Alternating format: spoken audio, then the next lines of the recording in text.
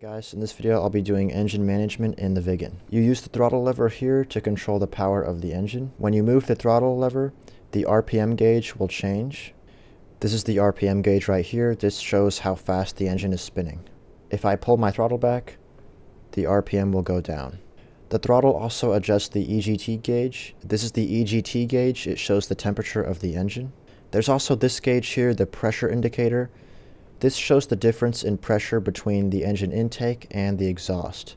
The throttle has different sections. When you're on the ground and the engine hasn't started, the throttle is off. If you click the throttle, it puts it into ground idle, and when you move it forward a little bit, it'll click. When it clicks, that is in-flight idle.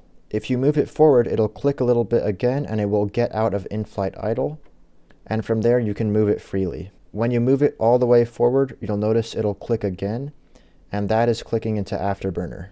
There are 3 Afterburner stages. I'll go over the Afterburner in a second. There's this switch right here that is the engine anti-ice switch. You're supposed to turn it on if it's freezing outside, but the manual says it is not functional. So if you saw this and you're wondering what it was, according to the manual, it doesn't do anything.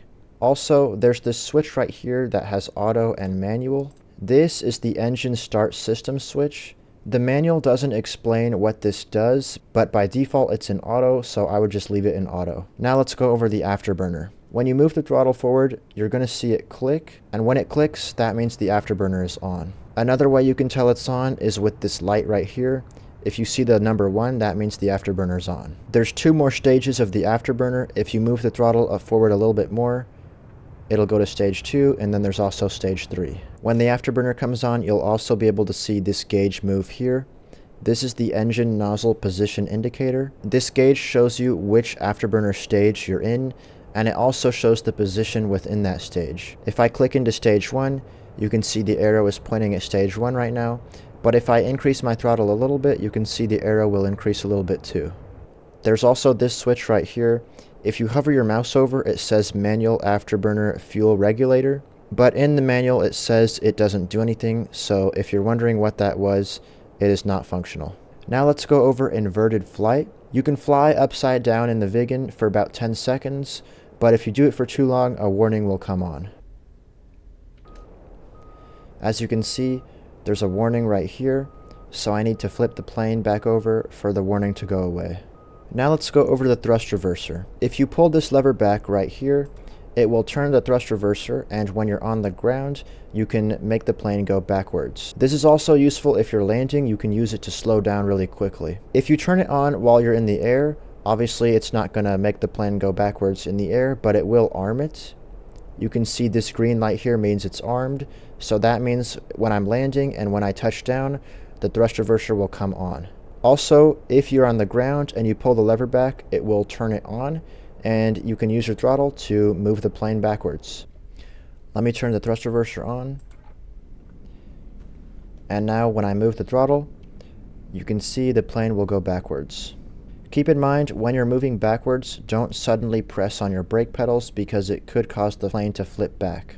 If you use the thrust reverser while you're landing, you'll notice that the thrust reverser likes to press the nose wheel down. So when you're landing, if you have the thrust reverser on, it's recommended that you pull the stick back a little bit to put less pressure on the nose wheel. Also, last thing, if you're using the thrust reverser while landing, if this light comes on, that means you need to bring the throttle back a little bit. The reason why is because if you're landing and you have the thrust reverser on and the throttle all the way forward, there could be exhaust gas that's being directed forward and then going into the engine intake, and that could cause problems. Now let's go over the auto throttle. Back here, if you click on this black lever, it will turn on the auto throttle. The plane will take control of the throttle for you, and it will keep you going 550 kilometers per hour. You can also use the auto throttle while landing. If you turn on the auto throttle while your gear is down, then it will adjust the throttle so you can keep the plane at 12 degrees angle of attack. When the auto throttle is on, this light will come on here that says AFK. There's also this button here with the A symbol. If you turn this on, if you're using the auto throttle while landing and this A light is on, then instead of keeping your plane at 12 degrees angle of attack, it will keep it at 15 degrees angle of attack. That way your plane will land slower, so you can land on shorter runways. The only thing is that if you're going to do that, it only works if the plane is really light. If you want to turn the auto throttle off, you can just click the lever to bring it up. You can also manually take control of the throttle, and that will turn off the auto throttle.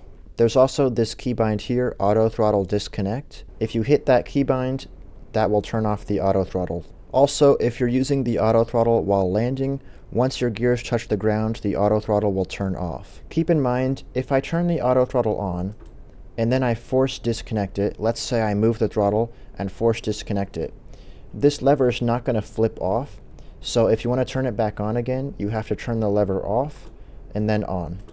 Now let's go over compressor stalls. A compressor stall is if there is a disturbance of airflow into the engine. In the Viggen, compressor stalls usually happen because you pull back on the stick too hard. It's really easy to tell when there's a compressor stall in the Viggen because there will be a loud banging noise. If you get into a compressor stall, most of the time you can get out of it by just releasing the stick and maybe bringing the throttle back a little bit. If you don't get out of a compressor stall, it could lead to a flameout, which is where your engine just stops working. I actually just accidentally got myself into a flameout, so I'll go over how to restart the engine now. If you want to restart the engine, just bring your throttle all the way back. And then there's this button here for restarting it in mid-air. You just hold it down for a couple seconds, and then you bring the throttle forward, and the RPM should go up. And now my engine is restarted. If this button doesn't work for restarting the engine, you could also try using the main engine start switch. That was engine management for the Viggen. Thanks for checking out this video, and I'll see you later.